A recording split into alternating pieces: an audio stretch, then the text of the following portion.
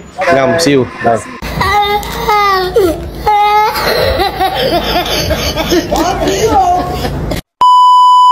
Okay, hi guys, hari ni kita di Fancy Share Sebelah Shalam. Kita ada sebuah Toyota Camry Owner datang bagi tahu dia ada masalah berkaitan headlamp macam ni. Okay, korang boleh nampak kat sini kusam, and then dah mula ada mereka-reka sikit cala-cala lah. Warna kuning. Okay, jadi tak cantik. Sini pun korang boleh nampak kusam, kuning, and then dah mula kasar-kasar apa semua lah. So kat sini saya rasa dia dah ada pernah buat guna tangan, tetapi tak sempurna lah. Alright, so kita tengok nanti dia punya result macam mana. So korang yang ada masalah berkaitan headlamp macam ni, boleh hadir di Fancy Share Sebelah Shalam. Kita akan bagi harga special dan juga promosi yang terbaik. Tapi korang jangan lupa follow, like, share untuk konten yang seterusnya. Okay, ngam, see you. Bye.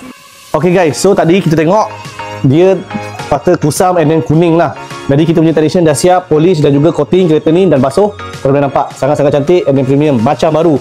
Okay, kalau kata baru, headlamp kiri dan juga kanan tak lari dah, dekat 500 lebih, siap sekali pemasangan. Tengok atas kedai jugalah, dan juga kualiti OEM ataupun original.